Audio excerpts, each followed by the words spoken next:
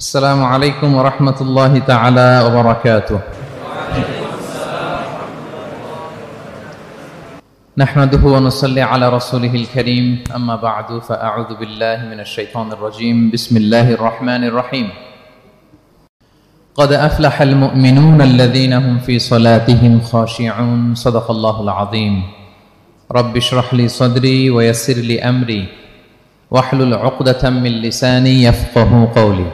সম্মানিত সুধী, সূরাতুল মুমিনুনের প্রথম 10টি আয়াতের বিশেষ ফজিলত রয়েছে, তাৎপর্য রয়েছে।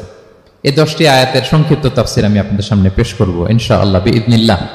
তো সূরাতুল মুমিনুন, আল্লাহ দেখেন মুমিনদের নামে সূরা দিয়েছেন সূরাতুল মুমিনুন, আবার কাফিরদের নামেও একটা সূরা ডেডিকেট করেছেন। সূরাটার নাম কি বলেন তো? সূরাতুল কাফিরুন।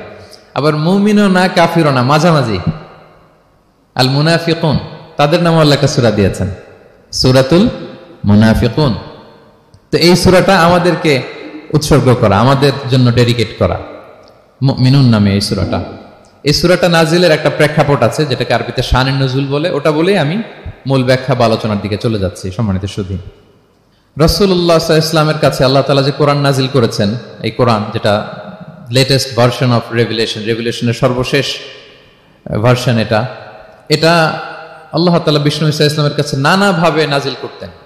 কোরআন নাজিল হওয়ার অনেকগুলো পদ্ধতি ছিল, সবসময় একইভাবে কোরআন আসতো না। কখনো কখনো কোরআন আসতো মিসলা সলসালাতিল জারাস, আমরা ঘন্টা যখন বাজাই যে বিকট শব্দ হয়, এরকম বিকট আওয়াজে মাঝে মাঝে কোরআন নাজিল হতো। আপনাদের মনে থাকবার কথা, বাংলাদেশে আমরা যখন প্রাইমারি স্কুলে পড়তাম বা হাই স্কুলে পড়তাম, ঘন্টা শেষ হলে, একটা ক্লাস শেষ হলে দফতরি কি করতো বলেন তো? হ্যাঁ, দিত না? মনে পড়ে? পিকচারাইজেশন হচ্ছে? আচ্ছা, প্রচন্ড আওয়াজে ওই বেলের মধ্যে বাড়ি দিত। তখন আমরা বুঝতাম কি একটা ঘন্টা হয়েছে। এক ক্লাস শেষে একটা দিত, দুই ক্লাস শেষে দুইটা, ক্লাস যখন সব শেষ তখন অনেকগুলো দিত, বুঝতাম যে ছুটি আমাদের। এরকম রিঙ্গিং বেল যদি বাজানো হয়, ঘন্টা বাজানো হয়, এটার যেরকম বিকট শব্দ, এরকম বিকট আওয়াজে মাঝে মাঝে কোরআন নাজিল হতো। রাসূল সাল্লাল্লাহু আলাইহি ওয়াসাল্লাম বলেন, এই প্রসেসে কোরআন রিসিভ করা আমার জন্য বড্ড কষ্টকর ছিল। আম্মা জান আয়েশা রাদিয়াল্লাহু তাআলা আনহা বলেন, প্রচন্ড শীতের রাতে আমরা কাঁপতাম শীতে, আর বিষ্ণু সাল্লাল্লাহু আলাইহি ওয়াসাল্লাম ঘামতেন। ওয়া ইন্না জাবিনাহু লা ইয়াতাফাসসাদু আরাকান, আমরা শীতে কাঁপতাম, কম্বল জড়িয়ে রাখতাম, আর বিষ্ণু নবীর কপাল বেয়ে ঘাম ঝরতো। সুবহানাল্লাহি বিহামদিহি। এভাবে তিনি কষ্ট করে কোরআন রিসিভ করেছেন। এটা একটা পদ্ধতি। আরেকটা পদ্ধতি হচ্ছে মিসলা দাবিয়া সাউতিন নাহাল, মৌমাছির ভন ভন শব্দের মতো কোরআন নাজিল হতো। যখন নাজিল হতো, রাসূল সাল্লাল্লাহু আলাইহি ওয়াসাল্লামের মুখের সামনে, চেহারার সামনে মৌমাছি ভন ভন করলে যেরকম সাউন্ড, এরকম একটা সাউন্ড হতো। এটা সাহাবারা কাছাকাছি যারা থাকতেন ওনারা উইটনেস করেছেন অনেকবার। আজকের এই আলোচনাটা এটার সাথে প্রাসঙ্গিক, আমি বলবো আপনাদেরকে। দুইটা পদ্ধতি গেল। আরেকটা পদ্ধতি হচ্ছে মিন ওয়ারাই হিজাব, পর্দার অন্তরাল থেকে সরাসরি আল্লাহ কথা বলতেন, রাসূল সাল্লাল্লাহু আলাইহি ওয়াসাল্লাম শুনতো। এটা কেবল একবারই হয়েছে, মেরাজের রাতে। তারপর মাঝে মাঝে ইউলকা ফি কুলুবি রাসূলিল্লাহ, আল্লাহ রাসূল সাল্লাল্লাহু আলাইহি ওয়াসাল্লামের অন্তঃকরণে আল্লাহ তাআলা ঢেলে দিতেন ওয়াহী। আচ্ছা, আবার কখনো কখনো জিবরাইল আলাইহিস সালাম ওনার মূল আকৃতিতে ওহী নিয়ে আসতেন। ওনার যে বিসূরাতিহিল আসলিয়া, জিবরাইল আলাইহিস সালামের যে মূল সূরাত, এই সূরাতে আসতেন। এই সূরাতে রাসূল সাল্লাল্লাহু আলাইহি ওয়াসাল্লাম জিবরাইল আলাইহিস সালামকে জীবনে দুইবার দেখেছিলেন। একবার ওই যে হেরা গুহার ওখানে দেখেছিলেন, আর একবার সেই সিদরাতুল মুনতাহা মেরাজের রাতে দেখেছিলেন। 600 পাখা মেলে বিশাল আকৃতি নিয়ে পুরো দিগন্ত বিস্তৃত করে জিবরাইল আলাইহিস সালাম নেমে আসতেন। দুইবার এভাবে রাসূল সাল্লাল্লাহু আলাইহি ওয়াসাল্লাম দেখেছিলেন। এভাবে কোরআন নাজিল হতো। আবার কখনো কখনো রাসূল সাল্লাল্লাহু আলাইহি ওয়াসাল্লাম এই যে হিউম্যান শেপে, মানুষের আকৃতিতে আসতেন, দেখতে মানুষের মতো লাগতো। মানুষের আকৃতিতে জিবরাইল আলাইহিস সালাম এসে কোরআন পৌঁছে দিয়ে যেতেন। বিষ্ণু সাল্লাল্লাহু আলাইহি ওয়াসাল্লাম বলতেন, এই প্রসেসে ওহী রিসিভ করা আমার জন্য সবচেয়ে সহজ ছিল। এটা তো খুব স্বাভাবিক, ন্যাচারাল, যে একজন মানুষ এসে আমার সাথে কথা বললে, মানুষ মানুষের সাথে কথা বলবে, এটা তো খুব ফ্লেক্সিবল হবে, কমফোর্টেবল হবে। বাকি পদ্ধতিগুলো রাসূল সাল্লাল্লাহু আলাইহি ওয়াসাল্লামের জন্য কঠিন ছিল। এবং এই সূরাতে যখন জিবরাইল আলাইহিস সালাম আসতেন, তখন দিহিয়াতুল কালবি আল আনসারী নামে এক সাহাবীর সূরাতে আসতেন। ওনার তওবাটা আল্লাহর কাছে খুব পছন্দ হয়েছিল। জাহিলি যুগে অনেক কন্যা সন্তানকে তিনি জীবিত প্রচিত করেছিলেন। পরে একবার এমন রিপেন্টেন্ট হলেন, অনুতপ্ত হলেন, অনুশোচনায় পড়ে আল্লাহর কাছে এমন কান্না করলেন। আর অনুশোচনার চোখের পানি আল্লাহ বড্ড পছন্দ করেন। অনুতপ্ত বান্দা যখন অনুতপ্ত হয়ে কাঁদে, তার চোখের পানি তার চোখ বেয়ে, নাক বেয়ে জমিনে ড্রপ করার আগে আল্লাহ বান্দাকে মাফ করে দেয়। তো আল্লাহর কাছে এত পছন্দ হয়েছিলেন, মানুষের সূরাতে আসলে ওনার সূরাতে এসে তিনি কোরআন দিয়ে যেতেন বিষ্ণু ইসলামকে। তো মুসনাদে আহমদ ইবনে হাম্বল একটা হাদিস এসছে, ওমরে ফারুক রাদিয়াল্লাহু তাআলা আনহু এই হাদিসটা বর্ণনা করেন। তিনি বলেন যে আমরা একবার বিষ্ণু ইসলামের পাশে বসা, হঠাৎ সামি'না দাওয়িয়া সাউতিন নাহাল, মৌমাছির ভনভন ভনভন শব্দ শুনতে পেলাম, কিন্তু তাকিয়ে দেখি কোনো মৌমাছি নাই। তখন বুঝলাম যে রাসূল সাল্লাল্লাহু আলাইহি ওয়াসাল্লাম ওহী রিসিভ করছেন। কি রিসিভ করছেন? ওহী রিসিভ করছেন। ঠিকই রাসূল সাল্লাল্লাহু আলাইহি ওয়াসাল্লাম কিবলামুখী হলেন, ফাস্তাকবালাল কিবলা। অনেকক্ষণ তিনি চুপ করে গম্ভীর হয়ে বসে থাকলেন, ওহী রিসিভ করলেন। এরপর সাহাবাদের দিকে তাকিয়ে উনি হেসে দিলেন, হেসে বললেন, এইমাত্র সূরাতুল মুমিনুনের প্রথম 10টা আয়াত আমার উপর নাজিল হয়েছে, এবং এই 10টা আয়াতে মুমিনদের 7টা বিশেষ বৈশিষ্ট্যের কথা বলা হয়েছে। মান আকামা হুন্না দাখালাল জান্নাহ, যেই 7টা বৈশিষ্ট্য নিজের মধ্যে ধারণ করবে সে আল্লাহর জান্নাতের ওয়ারিস হয়ে যাবে। এবং এই আয়াতগুলো বলে আল্লাহ তাআলা সবশেষে এমনটাই বলেছেন যে উলাইকা হুমুল ওয়ারিসুন আল্লাযীনা ইয়ারিসুনাল ফিরদাউসা হুম ফিহা খালিদুন, যারা এই 7টা বৈশিষ্ট্য নিজের মধ্যে ধারণ করবে তারা জান্নাতুল ফিরদাউসের ওয়ারিস হয়ে যাবে, উত্তরাধিকার হয়ে যাবে। ওয়ারিস বুঝেন তো না? ওয়ারিস, ওয়ারিস মানে হচ্ছে আপনি বাবার কাছ থেকে ইনহেরিটেন্স হিসেবে যেটা পেলেন। বাংলাদেশে দেখবেন যে অনেক জমি জমার মধ্যে প্লটের মধ্যে সাইনবোর্ড দেয়া থাকে যে ক্রয় সূত্রে এই জমির মালিক অমুক, বায়না সূত্রে এই জমির মালিক অমুক, তারপর ওয়ারিস সূত্রে এই জমির মালিক আব্দুর রহমান, লেখা থাকে না এরকম? ওয়ারিস সূত্রে মানেও এটা উনি কিনে নাই, এটা ওনার কার কাছ থেকে? বাবার কাছ থেকে পেয়েছেন, উত্তরাধিকার সূত্রে পেয়েছেন। তো দেখেন আল্লাহ তাআলা এই শব্দটাই, লিটারালি এই শব্দটাই ব্যবহার করেছেন যে আল্লাযীনা ইয়ারিসুনাল ফিরদাউসা হুম ফিহা খালিদুন। বিশ্বাসীরা যদি এই 7টা গুণ নিজের মধ্যে ধারণ করে তাহলে বাবার সম্পদে সন্তানের যেমনি ভাগ থাকে সে ওয়ারিস হয়, আমার এই উম্মতেরা, আল্লাহর এই বান্দারা জান্নাতুল ফিরদাউসের ওয়ারিস হয়ে যাবে। তো বলেন আমরা জান্নাতুল ফিরদাউসের ওয়ারিস হতে চাই কি চাই না? চাই, সবাই চাই। হ্যাঁ বলেন বলেন, চাই তো? ইনশাআল্লাহ ইনশাআল্লাহ, আল্লাহুম্মা জাআলনা মিনহুম। তোমরা তাহলে শুনি আল্লাহ তাআলা কি বৈশিষ্ট্যের কথা বললেন যেগুলো ধারণ করলে আমরা জান্নাতুল ফিরদাউসের ওয়ারিস হব। আম্মা জান আয়েশা রাদিয়াল্লাহু তাআলা আনহাকে সাহাবারা জিজ্ঞেস করতেন যে আম্মা জান কাইফা কানা খুলুকু রাসূলিল্লাহ, আল্লাহ রাসূল সাল্লাল্লাহু আলাইহি ওয়াসাল্লামের আচরণ কেমন ছিল? তিনি বলতেন কানা খুলুকুহু আল কুরআন, রাসূল সাল্লাল্লাহু আলাইহি ওয়াসাল্লামের আচরণ ছিল কোরআনের মতো আচরণ। উম্মে সালামা রাদিয়াল্লাহু তাআলা আনহা আমাদের আরেক আম্মা জান, ওনাকে জিজ্ঞেস করা হলে উনি বলতেন রাসূল সাল্লাল্লাহু আলাইহি ওয়াসাল্লাম যখন রাস্তা দিয়ে হেঁটে যেতেন কাআন্নাল কুরআনা ইয়ামশি আলাল আরদ, মনে হতো লিভিং কোরআনটা রাস্তা দিয়ে হেঁটে যাচ্ছে। তো সাহাবারা যখন আরো ইন ডিটেইল জানতে চাইলেন তখন আম্মা জান আয়েশা বললেন তোমরা সূরা মুমিনুনের প্রথম 10 আয়াত পড়ো, এই 10 আয়াতে যা যা আল্লাহ বলেছেন এটাই ছিল খুলুকু রাসূলিল্লাহ, এটাই ছিল বিশ্বনবীর আচরণ।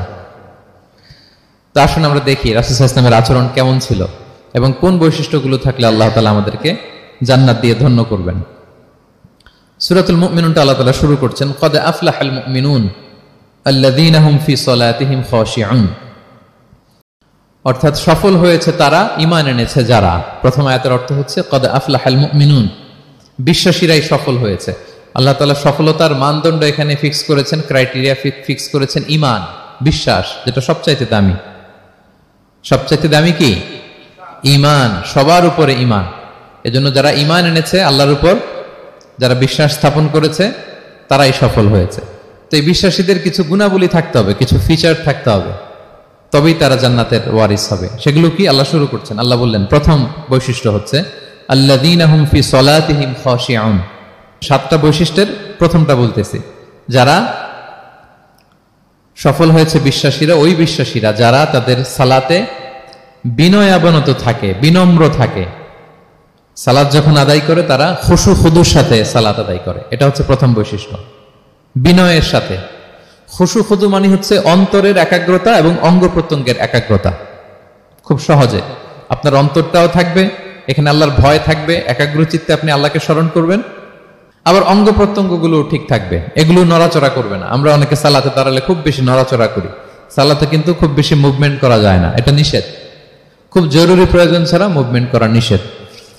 আল্লাহ বলেন আল্লাযীনা হুম ফি সালাতিহিম খাশিউন, প্রথম বৈশিষ্ট্য হচ্ছে যারা তাদের সালাতে বিনয়াবনত থাকবে, একাগ্র চিত্তে সালাত আদায় করবে। এতটা একাগ্র চিত্তে তারা অন্তরের মধ্যে এই উপলব্ধি ধারণ করবে যে আমি যে ইবাদত করছি এটা আল্লাহ দেখছেন, Allah is watching me, Allah is observing me, Allah তাআলা সরাসরি দেখছেন। এবং রাসূল সাল্লাল্লাহু আলাইহি ওয়াসাল্লাম এটাই বলেছেন যে আনতা আবুদাল্লাহা কাআন্নাকা তারাহু ফাইন লাম তাকুন তারাহু ফাইন্নাহু ইয়ারাক। এমন ভাবে ইবাদত করো মনে করো যে তুমি আল্লাহকে দেখছো। আর এটা যদি ভাবতে, এই উপলব্ধি আনতে যদি কষ্ট হয়, তাহলে অন্তত এতটুকু তো ভাবো যে আল্লাহ তোমায় দেখছেন, আল্লাহ আমাকে দেখছেন। এই ভাবনাটা অন্তরে আনা যায় না?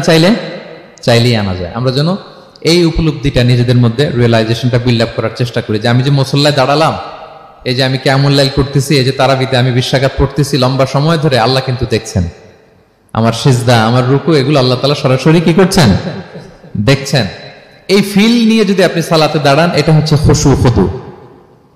সাহাবারা এতটা বিনয়বনত ভাবে একাগ্র চিত্তে নিমগ্ন হয়ে সালাতে প্রবেশ করতেন, মরুভূমির মাঝখানে ওনারা সালাত পড়ার সময় মাঝে মাঝে মরুভূমির পাখি এসে ওনাদের কাঁধে বসে যেত, মাথায় বসে যেত।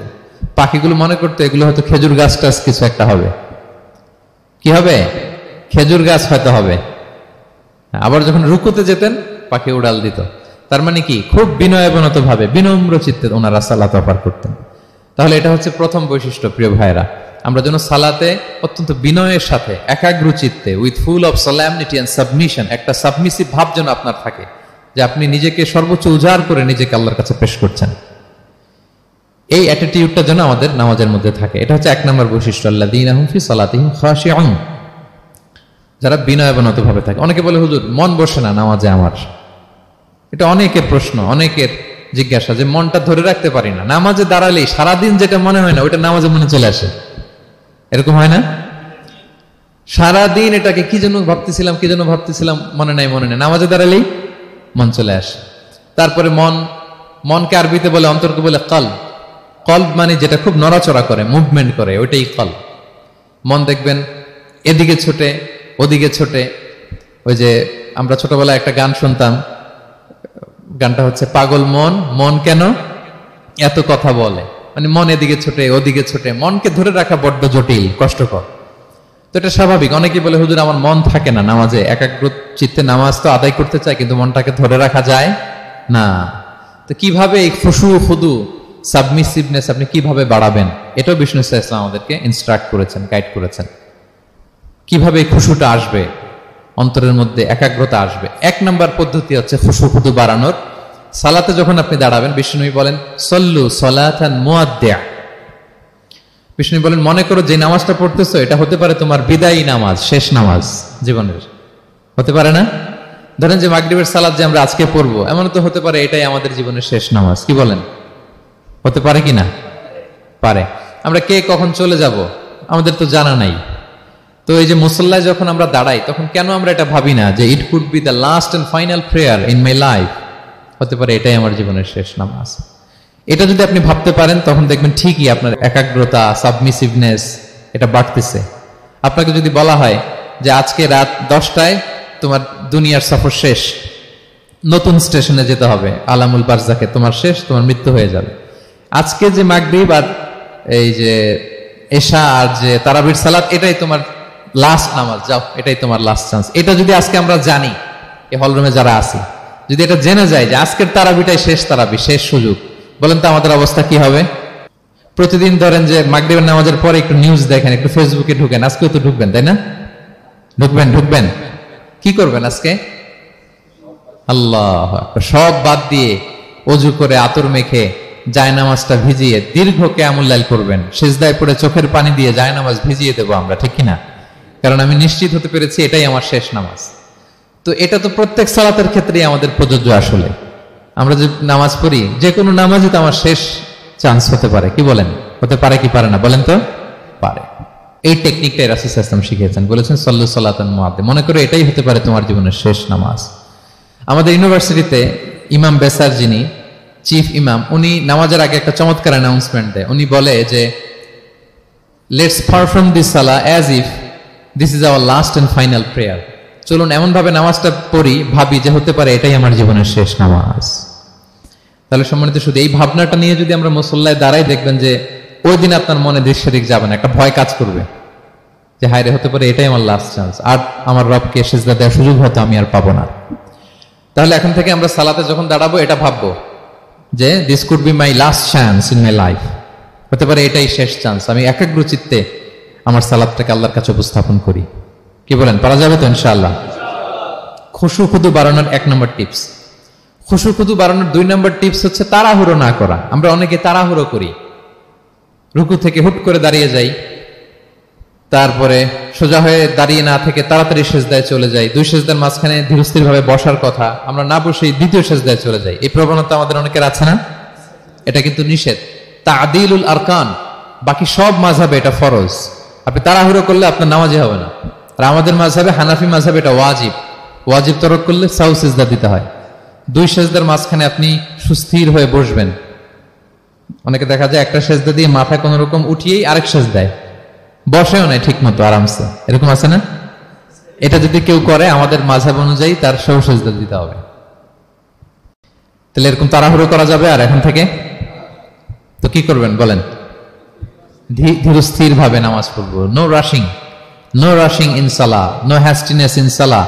নামাজে রাশ করা যাবে না, রিল্যাক্সের সাথে আমরা নামাজ পড়বো, ধীরস্থির ভাবে নামাজ পড়বো। রুকু সিজদাগুলো খুব চমৎকার ভাবে আদায় করব। রাসূল সাল্লাল্লাহু আলাইহি ওয়াসাল্লামের রুকু যে দিতেন, ওনার পিঠটা এত স্ট্রেট ফরওয়ার্ড হতো, সাহাবারা বলতেন লাউ ইস্তাকাররা আলাইহিল মা লাসাব্বা আলাইহিল মা আলাস্তাকাররা। পানি ভর্তি 1 গ্লাস পানি যদি রাসূল সাল্লাল্লাহু আলাইহি ওয়াসাল্লামের রুকু দেওয়া পিঠের উপর রেখে দেওয়া হয়, পানিটাও পড়বে না, গ্লাসটাও ভাঙবে না। তার মানে এত স্ট্রেট ফরওয়ার্ড পিঠ ছিল। আবার রাসূল সাল্লাল্লাহু আলাইহি ওয়াসাল্লাম বলতেন আসওয়াউন নাসি সারিকাতান মান ইয়াসরিকু ফিস সালাহ। তিনি বললেন সবচাইতে বড় চোর যে নামাজে চুরি করে। সাহাবারা বললেন ওয়া কাইফা ইয়াসরিকু মিন সালাতিহি ইয়া রাসূলুল্লাহ, নামাজে আবার কিভাবে চুরি করে? রাসূল সাল্লাল্লাহু আলাইহি ওয়াসাল্লাম বললেন লা ইউতিম্মু রুকুআহা ওয়া সুজুদাহা, রুকু সেজদাগুলো সুন্দর করে আদায় করে না, সেই নামাজ চোর। তা আমরা যেন রুকু সেজদাগুলোকে খুব সুন্দরভাবে ধীরস্থির ভাবে যেন আমরা আদায় করি, আমরা যেন তাড়াহুড়ো না করি। রাসূল সাল্লাল্লাহু আলাইহি ওয়াসাল্লাম একবার মসজিদে নববীতে বসা, এক সাহাবী এসে নামাজ পড়ে রাসূল সাল্লাল্লাহু আলাইহি ওয়াসাল্লামকে সালাম দিলেন। রাসূল সাল্লাল্লাহু আলাইহি ওয়াসাল্লামের সালামের উত্তর দিয়ে বলেন ইরজিআ ফাসাল্লি ফাইন্নাকা লাম তুসাল্লি, যাও তুমি আবার নামাজটা পড়ে আসো, তোমার নামাজ হয়নি।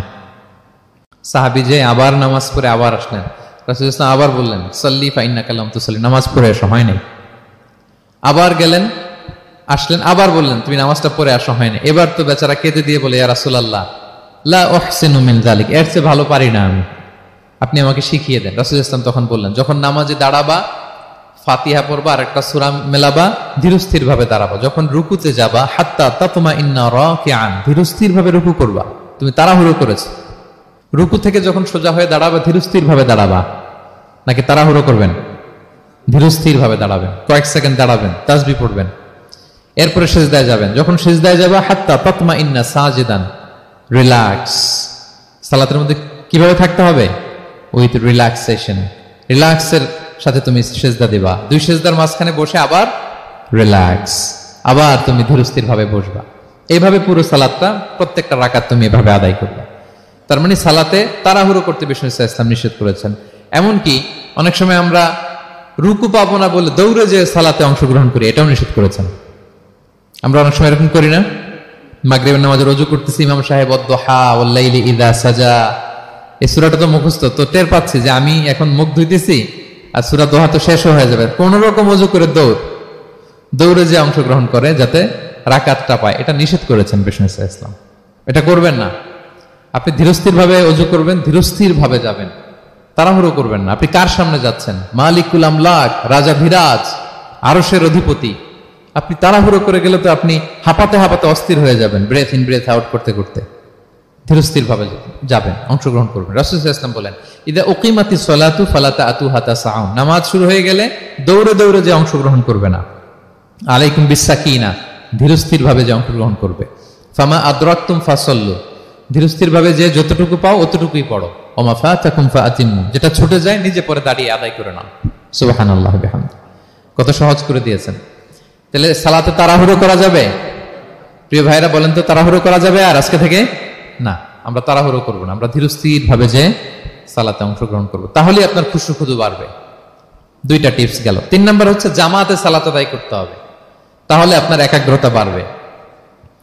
সালাতুল জামাআতি তাফদুলু সালাতাল ফাযি বি27 দারাজা, একাকী নামাজ পড়লে যে সওয়াব, জামাতে পড়লে 27 গুণ বেশি সওয়াব। জামাতে পড়বেন। রাসূল সাল্লাল্লাহু আলাইহি ওয়াসাল্লাম সবসময় জামাতে সালাত পড়তেন। ইন্তেকালের আগেও এই সালাতের ব্যাপারে তিনি আমাদেরকে ওসিয়ত করেছেন, বলেছেন আসসালাতু আসসালাত ওয়া মা মালাকাত আইমানুকুম। ইন্তেকালের আগ মুহূর্ত এখনই রুহু কবজ হবে। এর আগে উনি কি বলেছেন? সালাত, উম্মতেরা সালাত, নামাজ, নামাজ যেন নষ্ট না হয়। উমর ফারুক রাদিয়াল্লাহু তাআলা আনহুর সময়ে একজন অগ্নি উপাসক ছিল, তার নাম আবু লুলু আল মাজুসি। উনি মুগীরা ইবনে শুআবা রাদিয়াল্লাহু তাআলা আনহু নামে এক সাহাবীর দাস ছিলেন, মুকাতাব দাস। কন্ট্রাক্ট ছিল যে এত টাকা দিলে তাকে আজাদ করা হবে। তো এই অগ্নি উপাসক মাজুসি এসে ওমর ফারুককে বলে, খলিফাতুল মুসলিমিন, আমার মালিক সাহাবী মুগীরা আমার কাছে প্রতিদিন অনেক টাকা চার্জ করে। উনি বললেন, তাই নাকি? কত চার্জ করে? বলে যে এত চার্জ করে। তো বলতেছে, আচ্ছা তুমি তাহলে কি কাজ করো, কি কাজ জানো? বলে যে আমি খঞ্জর বানাতে জানি, ছুরি, ছোট ছুরি আর কি। বলতেছে, ওরে আল্লাহ, যারা খঞ্জর বানাতে জানে তারা তো অনেক টাকা মেক করে, সেই হিসাবে তো মুগীরা বেশি চার্জ করে না, অল্পই চার্জ করছে। সে ইনসাফপূর্ণ চার্জই করেছে। কিন্তু এই আবু লুলু আল মাজুসির এই কথাটা পছন্দ হয় না, সে রাগান্বিত হয়ে গেল, হয়ে বলে, ওমর, সবার ক্ষেত্রে তুমি নরম আর আমাকে তুমি কঠিন নিয়ম শেখাও না, দাঁড়াও তোমাকে আমি দেখাচ্ছি। মনে মনে বলতেছে এটা। রেগে মেগে সে বাড়িতে এসে আজকে একটা খঞ্জর বানাইছে, দুই মুখ খঞ্জর, ওয়া মাকবাদাতুহু ফি ওয়াসাতি, এটার হ্যান্ডেলটা মিডলে, এদিকেও মাথা ওদিকেও মাথা, এটা ধার করে প্রতিদিন বিষ মাখায় এটাতে। আর মনে মনে বলে, ওমর দাঁড়াও তোমাকে আজকে আমি দেখাবো। তো ওমর ফারুককে আল্লাহ তাআলা স্বপ্নে দেখিয়েছেন যে একটা লাল মোরগ ওনাকে 3টা ঠোকর মেরেছে। উনি সাহাবাদের কাছে বলেছেন যে আমি স্বপ্নে দেখেছি একটা লাল মোরগ আমাকে 3টা ঠোকর মেরেছে। তো সে খঞ্জরকে ধার দিয়ে একদিন ফজরের নামাজে, ওয়াকানু ইউসাল্লুনা বিগালাস, ওনারা খুব অন্ধকার থাকতে ফজরের নামাজ পড়তো।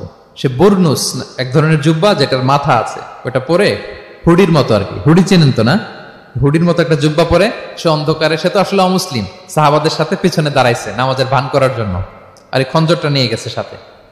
উমর ফারুক ফজরের সালাত শুরু করলেন, প্রথম রাকাত শেষ করলেন, দ্বিতীয় রাকাতের জন্য যখন দাঁড়াইছেন তখনই সে প্ল্যান মাফিক খঞ্জর বের করে ওমর ফারুকের পেটের মধ্যে 3বার স্টেবিং করলেন, আঘাত করলেন।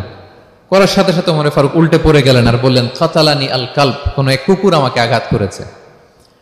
তো সাহাবার ওমর ফারুককে ধরলেন, আর এই অগ্নি উপাসক এই খঞ্জর নিয়ে কাতারের মাঝখান দিয়ে দুই দিকে খঞ্জর চালাতে চালাতে যাচ্ছিলেন। যে সাহাবাই ধরে সেই আঘাতপ্রাপ্ত হয়ে ওখানে 7 থেকে 10 জন স্পট ডেথ, জায়গায় মারা গেছে।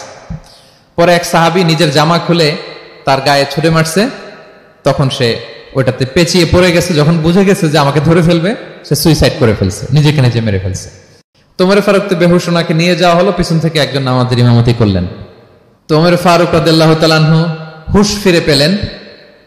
হুশ ফিরে পাওয়ার পরে দিনের বেলা যখন হুশ আসলো ওনার, সবাই চারদিকে বসা, যে হায় হায় আমাদের আমিরুল মুমিনিনের কি জানি কি হয়।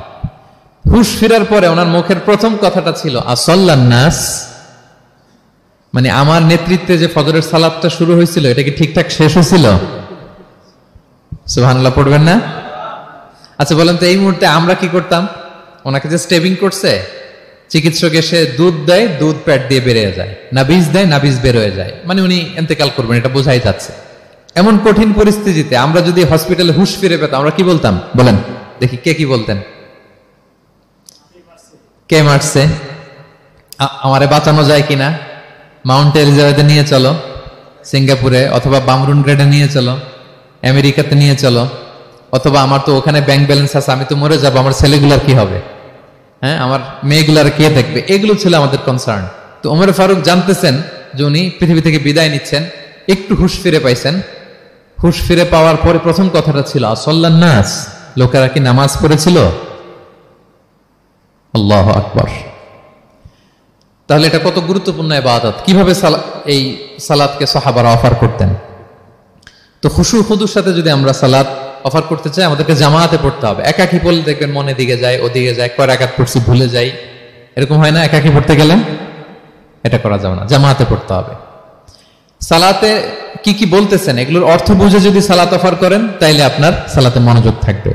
সুবহান রাব্বিয়াল আলা, সুবহান রাব্বিয়াল আযীম, এর অর্থ কি? সূরা ফাতিহা যে প্রতিদিন পড়ি, কি সুন্দর প্রার্থনা সূচক বাক্য, এর অর্থ কি? আল্লাহ সকল প্রশংসা তোমার, আল্লাহ তুমি দয়াময় মেহেরবান, আল্লাহ তুমি বিচার দিবসের মালিক, যেদিন তোমার আরশের ছায়া ছাড়া কোনো ছায়া থাকবে না। নবীদের যে পথে চালিয়েছে ওই পথে আমাদেরকে চালাও, যারা ভ্রান্ত হয়েছে, যারা তোমার ক্রোধের শিকার হয়েছে ওই পথে আমাদেরকে চালিও না। কি চমৎকার চমৎকার কথামালা দিয়ে আমরা এই দোয়াগুলো পড়ি। আমরা অর্থ বুঝি না বলে আমাদের হৃদয়েও টাচ করে না, ঠিক কিনা? দেখবেন আরব শায়েকরা যখন কিয়ামুল লাইল করে, তারাবির সালাত পড়ায়, অনেক অনেক আয়াতে ওনা ডুকরে ডুকরে কেঁদে ওঠে আওয়াজ করে, কারণ কি? জাহান্নামের আয়াত, আযাবের আয়াত, পূর্ববর্তী উম্মত যে ধ্বংস হয়েছে, কিভাবে ওদেরকে বিকট আওয়াজ দিয়ে, গ্রাউন্ড সাউন্ড গ্রেনেড দিয়ে ধ্বংস করা হয়েছে, বন্যা দিয়ে ধ্বংস করা হয়েছে, কিভাবে এদেরকে বাতাস দিয়ে নাস্তানাবুদ করে দেওয়া হয়েছে, এগুলো যখন পড়ে ওনারা কাঁদে। আযাবের আয়াত আসলে কাঁদে, জান্নাতের আয়াত আসলে সাবলীল কণ্ঠে তেলাওয়াত চালিয়ে যায়। এর কারণ কি বলেন? অর্থ বুঝে। আমরা যেন সালাতে অর্থ বুঝে সালাত অফার করার চেষ্টা করি, পাশাপাশি সালাতের সুন্নাহগুলো যেন আমরা পড়ি। সালাতের যে সুন্নাহ আছে, সুনানুস সালাহ, এগুলো যেন আমরা পড়ি, মনোযোগ আরো বাড়বে। সানাগুলো পড়বেন, ফাতিহা শেষে আওয়াজ করে আমিন বলবেন, অথবা ফিসফিসি কণ্ঠে আমিন বলবেন। বিষ্ণু ইসলাম বলেন, ইদা আম্মানাল ইমামু ফাআমিনু, ইমাম আমিন বললে তোমরাও আমিন বলো, কারণ এই মাত্র একটা দোয়া করা হয়েছে। সূরা ফাতিহাটা কি? একটা দোয়া। ইদা ওয়াফাকা তা'মিনুকুম তা'মিনাল মালাইকাতি গুফিরা লাহু মা তাকাদ্দামা মিন যামবিহি ওয়া মা তাআখার। রাসূল সাল্লাল্লাহু আলাইহি ওয়াসাল্লাম বলেছেন, ইমাম যখন আমিন বলে তোমরাও তখন আমিন বলো, কারণ তোমরা যখন আমিন বলো ফেরেশতারাও আমিন বলে। আর তোমাদের আমিন আর ফেরেশতাদের আমিন যখন একসাথে হয়ে যায়, তোমাদের পূর্বের সব গুনাহ আল্লাহ মাফ করে দেয়। এটা আমিন বলা সুন্নাহ, বলবেন। নামাজ বাঁধার পরে সুন্নাত নামাজে, নফল নামাজে সানাগুলো পড়বেন, কত চমৎকার অর্থবোধক সানা আছে। আমরা তো শুধু সুবহানাকাল্লাহুম্মা বিহামদিকা ওয়া তাবারাকা ইসমুকা ওয়া তাআলা জাদ্দুকা শুধু এটাই পড়ি। রাসূল সাল্লাল্লাহু আলাইহি ওয়াসাল্লাম তাকবীরে তাহরিমে বাঁধার পরে অনেক চমৎকার চমৎকার দোয়া পড়তেন। ইন্না সলাতি ওয়া নুসুকি ওয়া মাহইয়ায়া ওয়া মামাতি লিল্লাহি রাব্বিল আলামিন। আমার সালাত, আমার ইবাদত, আমার জীবন মরণ সবটাই কার জন্য? এই দোয়াটা পড়তেন শুরুতেই। তারপর পড়তেন ওয়াজ্জাহতু ওয়াজহিয়া লিল্লাযী ফাতারাস সামাওয়াতি ওয়াল আরদা হানিফা ওয়া মা আনা মিনাল মুশরিকিন। আমার সবকিছুকে আমি এক সত্তার দিকে ফেরালাম, একনিষ্ঠ হয়ে, আর আমি মুশরিক নই, আমি আল্লাহর দিকে একনিষ্ঠ হলাম। এই দোয়াগুলো পড়তেন। আল্লাহুম্মা বাঈদ বাইনি ওয়া বাইনা খাতায়ায়া কামা বাআদতা বাইনাল মাশরিকি ওয়াল মাগরিব। আল্লাহুম্মা নাক্কিনি মিন খাতায়ায়া কামা ইউনাক্কা আস-সাওবুল আবয়াদু মিনাদ দানাস। আল্লাহুম্মা ইগসিল খাতায়ায়া বিল মাই ওয়াস সালজি ওয়াল বারাদ। এগুলো সানা, এগুলো যে সানা আমরা জানিই না। সানা মানে হচ্ছে প্রশংসা সূচক কথা। আমরা শুধু সুবহানাকাল্লাহুম্মা বিহামদিকা এতটুকুই পড়ি। রাসূল সাল্লাল্লাহু আলাইহি ওয়াসাল্লাম বলতেন, আল্লাহ আমার আর আমার গুনার মাঝে এতটুকু দূরত্ব করে দাও, পূর্ব থেকে পশ্চিম যত দূর, আমার আর আমার গুনার বোঝার মাঝে এতটুকু দূরত্ব তুমি করে দাও। সাদা কাপড় যেমনি ধুয়ে ফকফকা করা হয়, আল্লাহ আমাকে তুমি গুনামুক্ত করে এরকম ফকফকা সাদা বানিয়ে দাও, শুভ্র বানিয়ে দাও। আল্লাহ আমাকে তুমি বরফ দিয়ে, ঠান্ডা পানি দিয়ে, তুষারপাত দিয়ে ধুয়ে আমার গুনাহগুলো তুমি পরিষ্কার করে আমাকে তুমি নিষ্পাপ করে দাও। এগুলো বলে এরপরে আলহামদুলিল্লাহ রাব্বিল আলামিন সূরা ফাতিহা শুরু করতেন। সালাম ফিরানোর আগে বিষ্ণু সাল্লাল্লাহু আলাইহি ওয়াসাল্লাম দোয়া মাসুর পড়তেন। কত চমৎকার মাসুর দোয়া আছে। আবার বিষ্ণু বলতেন, লা ইউসাল্লিমান্না আহাদুকুম হাত্তা ইয়াতাআওয়াযা আন আরবা মিন আযাবিল কবর, মিন আযাবি জাহান্নাম, মিন ফিতনাতিল মাহইয়া ওয়াল মামাত ওয়া মিন ফিতনাতিল মাসিহিদ দাজ্জাল। আমার কোন উম্মত যেন সালাম ফিরানোর আগে এই চারটা জিনিস থেকে পানাহ চাওয়া ছাড়া যেন সালাম না ফিরায়। একটা কি? আল্লাহ তুমি জাহান্নামের আযাব থেকে বাঁচাও, আল্লাহ তুমি কবরের আযাব থেকে বাঁচাও, আল্লাহ জীবন মরণের ফিতনা থেকে বাঁচাও, আল্লাহ তুমি দাজ্জালের ফিতনা থেকে বাঁচাও। পড়ে না আমিন? তো এত এঙ্গেজমেন্ট যদি আপনার নামাজে থাকে, আপনার মন এদিক সেদিক যাবে? হ্যাঁ, আপনি অর্থ খেয়াল করতেছেন, আযাবের আয়াত আসলে আপনি অশ্রুসিক্ত হচ্ছেন, আপনি দোয়া মাসুর পড়ছেন, আপনি সানা পড়ছেন, আপনি দীর্ঘ সময় কিয়ামুল লাইল করতেছেন, আপনার মনে এদিক সেদিক ছুটবে? বলেন তো ছুটবে না। এই টিপস গুলো বিষ্ণু সাল্লাল্লাহু আলাইহি ওয়াসাল্লাম শিখিয়েছেন। এগুলো যদি আমরা পালন করি, তাহলে আল্লাযীনা হুম ফি সালাতিহিম খাশিউন, বিনম্র চিত্তে সালাত আদায়কারী হিসেবে আমরা আল্লাহর কাছে পরিগণিত হব। তাহলে প্রথম নাম্বার শর্তটা বুঝতে পারছেন কিভাবে সালাত আদায় করতে হবে? হ্যাঁ, বলেন তো একজন, কি করতে হবে? কিভাবে সালাত? খুশুর সাথে, বিনয় বিনত চিত্তে, সাবমিসিভ ভাবে, নাকি তাড়াহুড়ো করবেন? কিভাবে পড়বেন নামাজ? ধীরে সুস্থে, উইথ রিল্যাক্স। 2 নম্বর আল্লাহ বলেন ওয়াল্লাযীনা হুম আনিল লাগবি মুআরিদুন। 1 নম্বরে তো তারা নামাজে যখন দাঁড়ায় ধীর স্থির ভাবে খুশুর সাথে পড়ে। 2 নম্বর হচ্ছে তারা অনর্থক কাজ থেকে বিরত থাকে। অনর্থক কথা, কাজ এগুলো মুমিনরা বলে না, এগুলো তো জড়ায় না। মিনিংলেস কোনো কাজের সাথে বিশ্বাসীদের কোনো সম্পর্ক, অর্থবোধক কাজ, ভালো কাজ, কল্যাণমূলক কাজ, সামাজিক কাজ, মানবতার কল্যাণে যে কাজগুলো আছে এগুলোর সাথে তারা জড়ায়। বিষ্ণু সাল্লাল্লাহু আলাইহি ওয়াসাল্লাম বলেছেন, মিন হুসনি ইসলামিল মারই তারকুহু মা লা ইয়ানি। ব্যক্তির ইসলামের সৌন্দর্য হচ্ছে যে ব্যক্তি এমন কোনো কাজ করবে না যেটার কোনো মিনিং নাই, মিনিংলেস কাজ থেকে সে বেঁচে থাকবে। মুহাদ্দিসিনে ইকরাম এই হাদিসটাকে বলে রুবউদ্দিন। মানে দিন ইসলামকে যদি 4 ভাগ করেন, এই 4 ভাগের 1 ভাগের কথা এই হাদিসের মধ্যে চলে আসছে। সেটা কি? যে বিশ্বাসীরা কোনো অনর্থক কাজে জড়ায় না নিজেদেরকে। অনর্থক কাজ, কথাবার্তা, অপ্রয়োজনীয় আড্ডা, অপ্রয়োজনীয় খুশগল্প, অন্যকে নিয়ে সমালোচনা, অন্যের গীবত, শেকায়াত, ওর এই সমস্যা, ওর এই সমস্যা, চায়ের আড্ডাতে আমরা এরকম সমালোচনার ঝড় তুলি, ঠিক কিনা বলেন? ঠিক কিনা? এটা করা যাবে না। আপনি জান্নাতেরও ওয়ারিস হবেন, আবার চা মুখে নিয়ে আপনি শেকায়াত করবেন, গীবত করবেন, দুইটা একসাথে যাবে না।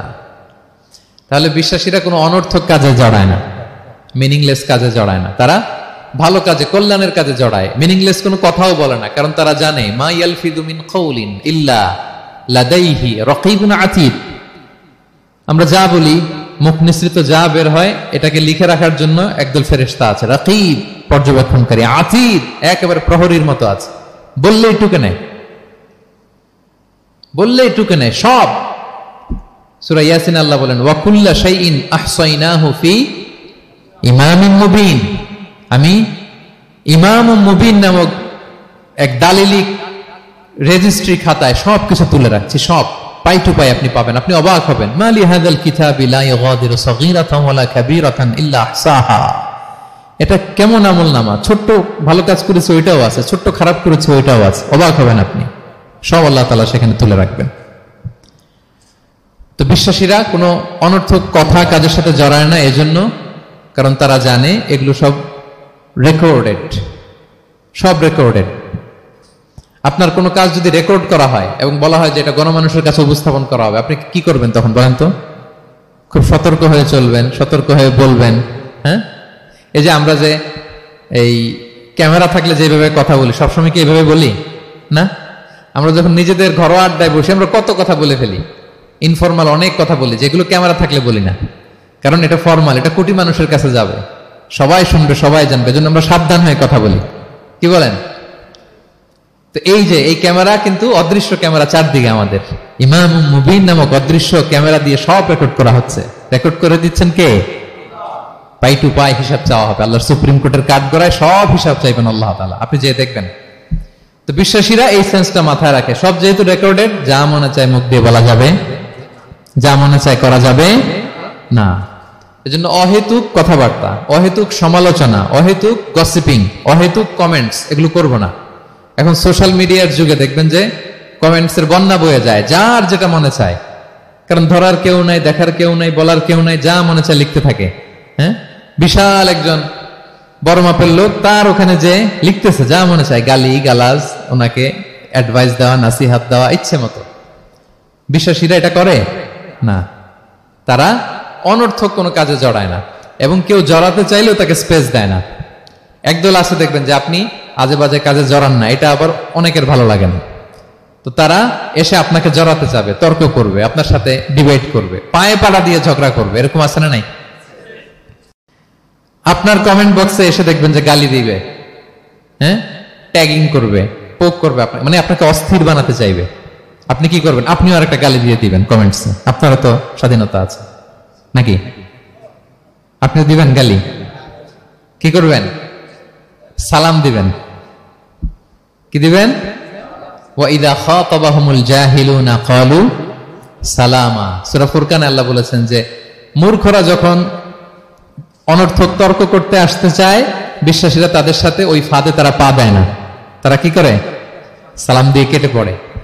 তাহলে পায়ে পাড়া দিয়ে যদি কেউ এখন থেকে ঝগড়া করতে চায় আমাদের সাথে, আমরা কি করব? সালাম দিয়ে ওখান থেকে কেটে পড়ব। তাহলে বিশ্বাসীদের 2 নম্বর বৈশিষ্ট্য, ওয়াল্লাযীনা হুম আনিল লাগবি মুআরিদুন, বিশ্বাসীরা অনর্থক কাজে জড়ায় না। 3 নম্বর হচ্ছে ওয়াল্লাযীনা হুম লিযাকাতি ফাঈলুন, বিশ্বাসীরা তাদেরকে যদি আল্লাহ তাআলা ধন সম্পদ দিয়ে সমৃদ্ধশালী করে, তারা যাকাত দেয়।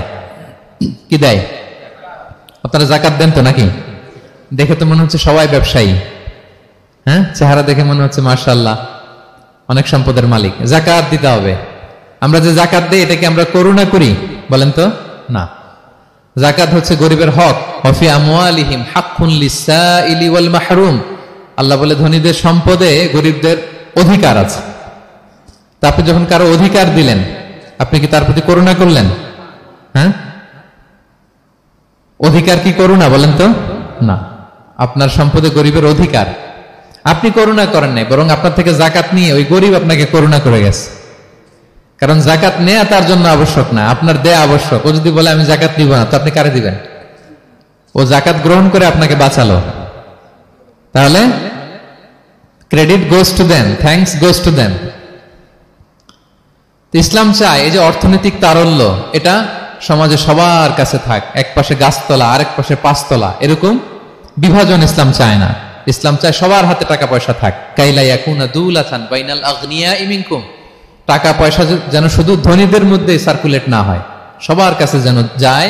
এজন্য আল্লাহ বলেন তোমাদের সম্পদে গরিবের অধিকার আছে। এটা করুণা না, এটা অধিকার। আর যদি এই ফরজ ইবাদত আপনি আদায় না করেন, আল্লাহ বলেন কঠিন শাস্তি তোমাদের জন্য অপেক্ষা করছে। আল্লাযীনা ইয়াকনিজুনা আয-যাহাবা ওয়াল ফিদ্দাতা ওয়া লা ইউনফিকুনাহা ফি সাবিলিল্লাহ ফাবাশশিরহুম বিআযাবিন আলীম। স্বর্ণ জমায়, রূপা জমায়, ব্যাংক ব্যালেন্স, যাকাত দেয় না, তাদের জন্য কঠিন আযাব, কঠিন আযাবের সুসংবাদ দিয়েছেন আল্লাহ। দুঃসংবাদ না, সুসংবাদ। মানে হেয় করে, তুচ্ছ করে আল্লাহ তাআলা বলেছেন। ছেলে ইংরেজি পরীক্ষায় ফেল করছে, মা বলে ফেল করছে না, পড়াশোনা তো নাই, তোমার বাবা আসুক, এমন মাইট দিবে, মাইট দিলে মজা টের পাবা। আচ্ছা বলেন তো, মাইট দিলে কি মজা লাগে না ব্যথা লাগে? কিন্তু মা কি বলছে? মজা টের পাবা। মানে ওরে তুচ্ছ করে, তাচ্ছিল্য করে বলছে, মায়ের তীব্রতা বোঝানোর জন্য বলছে যে এমন মাইট দিবে, টের পাবা, দাঁড়াও, তোমার বাবা আসুক আজকে ঘরে। আল্লাহ ওইটাই বললেন। এই সম্পদগুলোকে লোহার খুন্তি বানিয়ে জাহান্নামের আগুনে পোড়ানো হবে। 3 জায়গায় ছাকা দেওয়া হবে। ফি তুকুয়া বিহা জিবাহুহুম, কপালে, পাজরে, পিঠে। আর বলা হবে হাযা মা কানাস্তুম, এগুলো তুমি জমায় রাখছিলে, দাও নাই মানুষকে। Bank balance, FDR, fixed deposit, price bond, এটা সেটা দাও নাই তুমি। আর হাদিসে এসেছে সুজা আন আকরা, টেকো সাপ হবে, মোস্ট ভেনোমাস স্নেক। সাপের মাথায় কিন্তু চুল গজায়, জানেন? সাপের মাথায় পশম আছে, কিন্তু যেই সাপের যেটা বেশি বিষাক্ত, এটার মাথায় পশমও থাকে না বিষের কারণে। এরকম সাপ ওই সম্পদগুলো সাপ হয়ে ছোবল মারবে আর বলবে আনা মালুক, আমি তোমার প্রাইস বন্ড, আমি তোমার ব্যাংক ব্যালেন্স, আমাকে খাওয়ার জন্য তো রাখছিল, আজকে উপভোগ করো। আল্লাহু আকবার। আল্লাহ আমাদেরকে হেফাজত করুক। সো যাদের সম্পদ আছে আমরা যেন জাকাত দেই, হিসেব করে করে যেন দেই। আপনাদের স্ত্রীদের যাদের অর্নামেন্টস, জুয়েলারি আছে, তারা যেন তাদের সম্পদের জাকাত দেয়। 25 গ্রাম যদি সোনা থাকে বা 595 গ্রাম যদি রূপা থাকে, অথবা এই পরিমাণ সম্পদ থাকে, ভাবিরাও জাকাত দিতে হবে। এটা ইন্ডিভিজুয়াল ইবাদত। আপনার জাকাত আপনার, ভাবির জাকাত ভাবির। আপনি চাইলে টাকা দিয়ে হেল্প করতে পারেন, কিন্তু ওনারও হিসাব করতে হবে এবং এটা কম্পালসারি, দিতেই হবে, দিতেই হবে। তাহলে ওয়াল্লাযীনা হুম লিয-যাকাতি ফাঈলুন, 4 নাম্বার হচ্ছে তারা জাকাত দেয়। 5 নাম্বার 6 নাম্বার আল্লাহ এক আয়াতে বলে ফেলেছেন, ওয়াল্লাযীনা হুম লিআমানাতিহিম ওয়া আহদিহিম রাউন, বিশ্বাসীরা আমানতের হেফাজত করে আর কথা দিলে কথা রাখে। 5 নাম্বার হচ্ছে আমানতের খেয়ানত করে না বিশ্বাসীরা, কারণ আমানতের খেয়ানত করে এটা মুনাফিকের আলামত। ইযা তুমিনা খানা, বিষ্ণু বললেন মুনাফিকদের বৈশিষ্ট্য হচ্ছে ওদের কাছে আমানত রাখলে ওটা আর পাওয়া যায় না পরে। এমন লোক আছে না সমাজে, আমানত রাখলে আর পাওয়া যায় না। তারা কি মুমিন না মুনাফিক বলেন তো? ইন্নাল্লাহা ইয়া'মুরুকুম আন তুআদ্দুল আমানাতি ইলা আহলিহা, আল্লাহ বলেছেন যার আমানত তাকে বুঝিয়ে দাও। বিষ্ণু ঈসা ইসলামকে মক্কার লোকেরা 2টা উপাধি দিয়েছিল, এক হচ্ছে আস-সাদিক, 2 হচ্ছে আল আমিন। সাদিক মানে সত্যবাদী। কারা দিয়েছিল? ঘোর শত্রুরা, অপোজিশন পার্টি, তারা উপাধি দিয়েছে। একটা হচ্ছে সাদিক মানে কি, আরেকটা হচ্ছে আল আমিন, বিশ্বস্ত। এতটা বিশ্বস্ত যে বিষ্ণু ঈসা ইসলাম মক্কা থেকে মদিনায় যেদিন হিজরত করতে যাবেন, আমানতের জিনিসগুলো উনি আলী রাদিয়াল্লাহু তাআলা আনহুর কাছে রেখে গিয়েছিলেন। এত এত আমানতের সম্পদ ওনার ঘরে ছিল। এই ডিপোজিট বুঝিয়ে দিতে আলী রাদিয়াল্লাহু তাআলা আনহুর টানা 3 দিন সময় লেগেছে, মক্কাবাসীদের আমানত বুঝিয়ে দিতে। সো যার আমানতদারিতা নাই তার ঈমান নাই। বিষ্ণু বলেছেন লা ঈমানা লিমান লা আমানাতা লা, যার আমানতদারিতা নাই ওর ঈমানই নাই। এবং আমানত ধ্বংস হয় এটা কিয়ামতের আলামত। ইযা দুইয়াতিল আমানাতু ফান্তাযিরিস সাআ, যখন আমানত নষ্ট হবে তোমরা কিয়ামতের অপেক্ষা করো। এখন বলেন তো আমাদের সমাজে আমানতের কি অবস্থা? খুবই খারাপ। আল্লাহু আকবার। আমানতটা কিন্তু এই যে এই ভাই আমাকে 2000 রিঙ্গিট রেখে বলছে আগামী মাসে এটা আমি নিব, একটু রাখেন, শুধু এইটাই আমানত না। আল্লাহ আপনাকে যে পুরো সম্পদ দিয়েছেন এটা আমানত। আপনার ব্যবসা প্রতিষ্ঠান এটা আল্লাহর দেয় আপনার কাছে আমানত। আপনার ছেলে আছে, মেয়ে আছে, স্ত্রী, তারা আল্লাহর দেয়া আমানত আপনার কাছে। আপনার নেম, আপনার ফেম, আপনার পাওয়ার, আপনার নলেজ, এগুলো আল্লাহর দেয়া আমানত। আপনি দেশের প্রধানমন্ত্রী, পুরো দেশটা আপনার কাছে আমানত, ঠিক কিনা? এই আমানতের ব্যাপারে জিজ্ঞেস করা হবে। বিশ্বাসীদের বৈশিষ্ট্য, তারা আমানতকে হেফাজত করে, আমানত রক্ষা করে, আমানতের খেয়ানত তারা কোশ্চিনকালেও করে না। 6 নম্বর হচ্ছে ওয়া আহদিহিম রাউন, বিশ্বাসীরা কথা দিলে কথা রাখে, তারা ওয়াদার খেলাফ করে না। ওয়াদার খেলাফ করাও কিন্তু মুনাফিকের আলামত। ওয়া ইযা ওয়াআদা আখলাফা, ওয়াদা দিলে মুনাফিকরা এটা খেয়ানত করে, তারা কথা দিয়ে কথা রাখে না। এবং আপনি কাউকে কথা দিয়ে যদি না রাখেন, এরকম প্রত্যেকটা প্রমিস, কমিটমেন্টের ব্যাপারে আপনি জিজ্ঞাসিত হবেন। আল্লাহ বলেন ওয়া আউফু বিল আহদি ইন্নাল আহদা কানা মাসউলা। কথা দিলে কথা রাখো, ছেলে মেয়েদের কথা দিলে কথা রাখবেন, বন্ধু বান্ধবদেরকে কথা দিলে কথা রাখবেন, স্ত্রীকে কথা দিলে কথা রাখবেন। প্রমিস দিলে এটা রাখতে হবে, কারণ এ ব্যাপারে জিজ্ঞেস করা হবে। নবীদের মধ্যে ইসমাঈল আলাইহিস সালাম ওয়াদা রক্ষার ব্যাপারে খুব বেশি সোচ্চার ছিলেন। সব নবীরাই ছিলেন, উনি বেশি সোচ্চার। এজন্য আল্লাহ বলেন ওয়াযকুর ফিল কিতাবি ইসমাঈল ইন্নাহু কানা সাদিকাল ওয়াদি ওয়া কানা রাসূলান নাবিয়্যা। উনি ছিলেন সাদিকাল ওয়াদ, প্রতিশ্রুতি রাখতেন। এক লোকের সাথে ওনার কথা হলো যে আগামীকাল বিকেলে ওনারা দেখা করবেন। ইসমাঈল সাল্লাম বিকেল বেলা আগামীকাল যে এক গাছের নিচে কমিটমেন্ট ছিল যে অপেক্ষা করলেন, কিন্তু ওই লোক আসে নাই, ভুলে গেছে। ইসমাঈল সাল্লাম ভাবলেন আজকে ভুলে গেছে, মনে হয় আগামীকাল আসবে, আগামীকাল আমি যাব। এরপরের দিন আল্লাহ নবী ইসমাইল যে ওই লোকের জন্য ওখানে হাজির, কিন্তু ওই লোক ওই দিনও আসে নাই। ইসমাইল সাল্লাম বললেন মনে হয় এরপরের দিন আসবে। ইসমাইল সাল্লাম এরপরের দিনও যায় হাজির। এভাবে একদিন দুই দিন না, টানা 30 দিন উনি আসরের পরে ওই গাছের নিচে ওই লোকের জন্য অপেক্ষা করেছেন। কারণ ইন্নাল আহদা কানা মাসউলা, কথা দিলে কথা রাখতে হবে। তো এখন আমরা কথা দিয়ে কথা রাখি তো নাকি? রাখেন রাখেন, সবাই বলেন এই চেষ্টা করতে হবে, রাইট? কথা দিলে আমরা যেন কথা রাখি। সব শেষে 7 নম্বর আল্লাহ বললেন ওয়াল্লাযীনা হুম আলা সালাওয়াতিহিম ইউহাফিজুন, বিশ্বাসীরা তাদের সালাত হেফাজত করে। একটু খেয়াল করে দেখেন, 7টা গুণের প্রথমটাও কি নিয়ে? সালাত নিয়ে, আবার শেষটাও। তার মানে কি বোঝা গেল? এটা বেশি গুরুত্বপূর্ণ না কম গুরুত্বপূর্ণ? সব নষ্ট হতে পারে, মুমিনের নামাজ নষ্ট হতে পারে, নামাজকে হেফাজত করতে হবে। হাফিজু আলা সালাওয়াত, আল্লাহ বললেন তোমাদের নামাজগুলোকে তোমরা হেফাজত করো। আগের যুগের উম্মতেরা সিনাগগে না গেলে ইবাদত করতে পারতো না, চার্চে না গেলে ইবাদত করতে পারতো না, কিন্তু আমরা মসজিদেও নামাজ পড়তে পারি, বাইরেও পড়তে পারি। 5টা বিশেষ বৈশিষ্ট্য আল্লাহ তাআলা বিশ্বনবী সাল্লাল্লাহু আলাইহি ওয়াসাল্লামকে দিয়েছিলেন। এর মধ্যে একটা হচ্ছে জুইলাত লি আল আরদু কুল্লুহা মাসজিদান ওয়া তাহুরা, আল্লাহ আমার জন্য পুরো জমিনটারে মসজিদ বানাই দিয়েছে। পুরো জমিন। আপনি ফ্লাই করতেছেন, বিমানে পড়তে পারবেন, আপনি সাগরে আছেন, জাহাজে পড়তে পারবেন, আপনি বিকেল বেলা মাঠে আছেন, ওযু থাকলে আল্লাহু আকবার বলে দাঁড়ায় যাবেন, বন্ধুদেরকে নিয়ে যে কোনো জায়গায় নামাজ পড়া যায়, ঠিক কিনা? এই নামাজ নিয়ে কোনো এক্সকিউজ চলবে না। No excuse will be granted that day. দাঁড়িয়ে পড়তে পারেন না, বসে পড়তে হবে। বসে পারেন না তো শুয়ে পড়তে হবে। শুয়ে পারেন না তো ইশারায় পড়তে হবে। ওযুর জন্য পানি নাই তো তায়াম্মুম করে পড়তে হবে, ঠিক কিনা? হাফিজু আলাস সালাওয়াত, সালাতের ব্যাপারে সচেষ্ট হও, কারণ এটা প্রথম হিসেব চাইবেন আল্লাহ। আল্লাহ বলেন আউয়ালু মা ইউহাসাবু বিহিল আবদু ইয়াউমাল কিয়ামাতি আস-সালাহ, কিয়ামতের সর্বপ্রথম হিসেব হবে নামাজের। আওয়াজ করে বলেন কিসের? ফা ইন সালাহাত সালাহা সাইরু আমালি, নামাজের হিসেব যদি সহজ হয় সব সহজ, আর নামাজের হিসেব যদি গন্ডগোল হয় পুরো আমল নামায় গন্ডগোল লেগে যাবে। প্রিয় ভাইরা, তাই আমরা যেন সালাতের ব্যাপারে যত্নবান হই, আমরা যেন খুশু খুজুর সাথে সালাত পড়ি, আমরা যেন অনর্থক কথাবার্তা কাজ থেকে যেন বেঁচে থাকি। আল্লাহ যাদেরকে আমাদেরকে সম্পদ দান করেছেন, আমরা যেন ফরজ যাকাতটুকু আদায় করি, আমরা যেন আমানতের ব্যাপারে সাবধান হই, সচেতন হই, আমানতকে যেন রক্ষা করি, আমরা যেন কথা দিলে কথা রাখি, এবং যে কোনো মূল্যে আমরা যেন সালাতকে হেফাজত করি। আমাদের সব মিস হতে পারে। কাজকে আমরা বলবো যে নামাজ আছে, নামাজকে বলা যাবে না আমার কাজ আছে, ঠিক কিনা বলেন? আওয়াজ করে বলেন ঠিক কিনা? কাজকে কি বলবো আমরা? নাকি নামাজকে বলবেন আমার একটু কাজ আছে? না, আমরা যেন সালাতের ব্যাপারে যত্নশীল হই, সচেতন হই। এই যে 7টা গুণের কথা বললাম, যারা এটার উপর আমল করবে, যারা এটা নিজের মধ্যে ধারণ করবে, আল্লাহ বলেন উলাইকা হুমুল ওয়ারিসুন, এরা ওয়ারিস, আল্লাযীনা ইয়ারিসুনাল ফিরদাউসা হুম ফিহা খালিদুন, তারা জান্নাতুল ফিরদাউসের ওয়ারিস হয়ে যাবে। আমরা যেন এই ভালো গুণগুলো, এই বৈশিষ্ট্যগুলো, এই ফিচার্স গুলো যেন নিজেদের মধ্যে আত্মস্থ করতে পারি এবং জান্নাতুল ফিরদাউসের ওয়ারিস যেন আমরা হতে পারি। আল্লাহ তাআলা আমাদের সবাইকে কথাগুলো বুঝার ও আমল করার তৌফিক দান করুক। হাযা মা ইনদি ওয়াল ইলমু ইনদাল্লাহি আলাইহি তাওয়াক্কালতু ওয়া ইলাইহি উনীব। আসসালামু আলাইকুম ওয়া রাহমাতুল্লাহি তাআলা ওয়া বারাকাতুহু।